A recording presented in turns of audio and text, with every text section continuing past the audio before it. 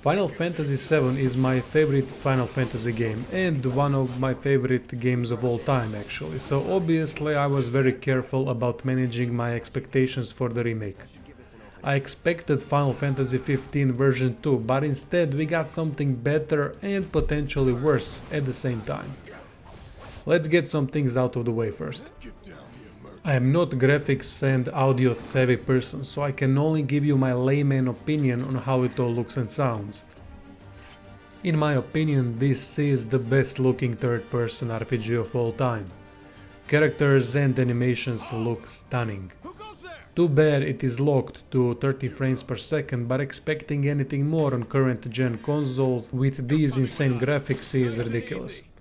Square Enix with every new Final Fantasy does incredible job when it comes to graphics and seems like they always find a way to push console hardware to the next level.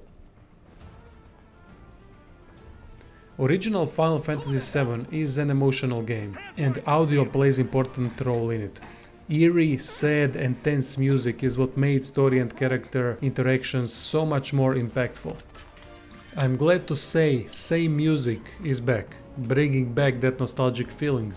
Fantastic job in music department. Not too shabby. You're doing good, soldier.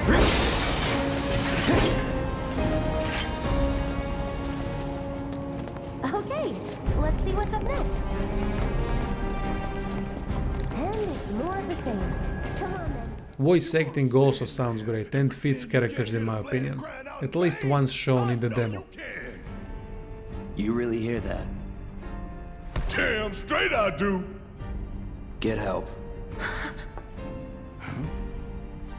Say that again. Sound effects are good as well. Basically when it comes to graphics and audio I couldn't have asked for more, it is stellar. Now on to combat and gameplay. Combat surprised me. I absolutely love it. Combination of classic command issuing with dynamic attack, dodge, move and guard actions has been done truly fantastic. It can be complicated to get a hang of it though, because not only is combat tactical but also fast at times as well. Remembering proper button inputs for your allies and all the switching and special actions takes a bit of time to get used to, and the length of the demo wasn't enough for me to get used to the system, so that is why you are watching very bad gameplay at the moment. Thankfully we can control every character in the party at any given time, which offers a lot of options and decent tactical depth in the demo. Especially considering the fact that these characters are not leveled and are only at the beginning of their journey. When you add more party members, spells, actions and so on, it should definitely deepen tactical options. Game also adds stagger mechanic that puts enemies into staggered state when stagger meter fills up. There are many different attacks that can fill up the meter, and when enemy is staggered it is time to unleash most powerful attacks because staggered enemies take more damage. This is crucial as it can lead to combat ending faster because combat overall is not easy in my opinion. It is very hands-on approach and requires you to pay attention at all times, managing commands, assessing enemy's weakness, recognizing enemy attacks and applying proper defense.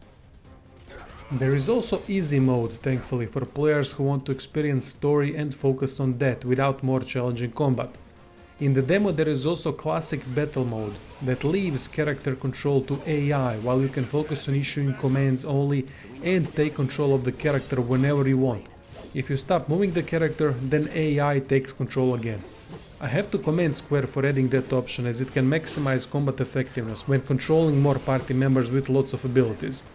In demo that option is boring mostly because controlling Barret and Cloud at the same time is not that problematic, especially if you got to grips with the controls. In the demo classic battle is only available for easy mode, which is a shame and I'm hoping that it's gonna be implemented in normal mode as well. At times I had trouble with the camera in combat as you can lose orientation easily with camera going all over the place occasionally. We'll see if there will be more camera options in full version that can fix it or help in some regard. However, camera issues were only present in normal battles in tight corridors. Other than that, it was fine.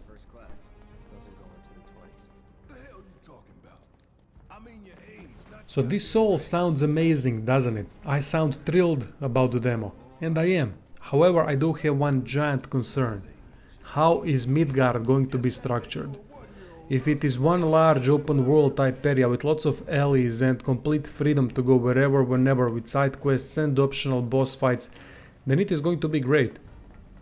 If it is going to be linear hallway simulator like Final Fantasy XIII, then not even fantastic combat graphics, audio and story can save the game from being a bit disappointing. Original game wasn't fully open world until later, but it gave you a lot of freedom to explore and play around. I believe this to be one of the most important aspects of every Final Fantasy single player focused game. Demo didn't show much when it comes to world structure, as we were playing story driven linear section, which is fine for story driven missions. Developers have confirmed vehicles and side content that is as large as the main story itself. So this might mean that Midgard might be open world and stacked with content, but time will tell, as we can only speculate at this time how it is going to work in the end.